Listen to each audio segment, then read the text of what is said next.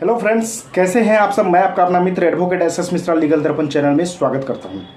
Friends, आज मैं बात करने वाला हूं कि अगर कोई व्यक्ति आपके ज़मीन पर इंटेंशनली चीटिंग करके कब्जा करता है या फिर आपके साथ वो इस तरीके से विश्वास बना लिया है कि आपको कभी ये नहीं लगेगा कि ये व्यक्ति मेरे ज़मीन पे कब्जा कर भी सकता है या कुछ गलत कर भी सकता है, यानी क्रिमिनल ब्रीच ऑफ ट्रस्ट करता है, या फिर आपका ज़मीन है और वो गलत तरीके से डॉक्यूमेंट उस ज़मीन का बना लिया है अपने नाम से और फिर कब्जा करता है।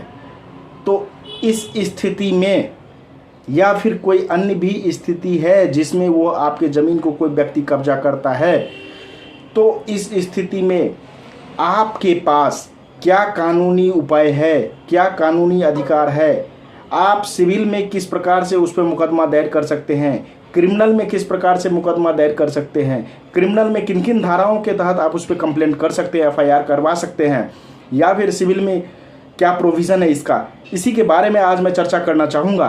तो इसे जानने के लिए वीडियो को लास्ट तक देखिए और वीडियो देखने के बाद अच्छा लगे तो चैनल को ज़्यादा से ज़्यादा सब्सक्राइब, लाइक और शेयर कीजिएगा। तो आइए फ्रेंड्स जानते हैं। फ्रेंड्स, यदि कोई व्यक्ति आपके साथ चीटिंग करता है इंटेंशनली और आपके ज़मीन पे कब्जा करता है तो आईपीसी की धारा 420 के तहत उस पर मुकदमा आप दायर कीजिए। यदि कोई व्यक्ति क्रिमिनल ब्रीच ऑफ ट्रस्ट करता है और फिर कब्जा करता है तो आप आईपीसी की धारा 406, और यदि गलत तरीके से डॉक्यूमेंट बना के आपका ज़मीन है वो अपने नाम से बना लेता है तो आईपीसी की धारा 467। यानी कहने का मतलब है, यदि कोई व्यक्ति आपके ज़मीन पे कब्जा करता है तो उसे लड़ने और झगड़ने की ज़रूरत नहीं है।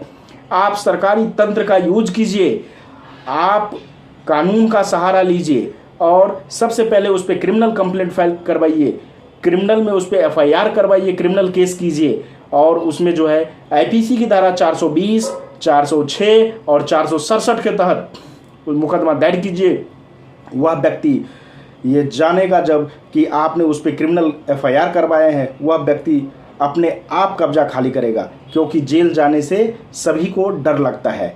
यदि मैं सिविल की बात करूं तो सिविल में भी आप इसके लिए मुकदमा दायर कर सकते हैं। सिविल में हमारे पास प्रोविज़न है कि आप स्पेसिफिक रिलीफ एक्ट सेक्शन 6 यानी धारा 6 के तहत इस पर मुकदमा दायर कर सकते हैं, लेकिन उसमें ये कंडीशन है कि जब वो व्यक्ति कब्जा किया है उसके 6 महीना तक के भीतर, लिमिटेशन है उसमें कि 6 महीना के अंदर ही आप उसमें मुकदमा दायर कर सकते हैं। और कोई गवर्नमेंट अथॉरिटी है तो गवर्नमेंट अथॉरिटी पे आप मुकदमा दायर नहीं कर सकते हैं, या फिर उससे भी आगे आप जाते हैं तो आप फिर टाइटल सूट के तहत जो है अपने टाइटल को साबित कीजिए और फिर उससे कब्जे को खाली करवाइए। तो इस प्रकार से आप सिविल और क्रिमिनल दोनों में आप मुकदमा दायर करके अपने कब्जे को वापस ले सकते हैं।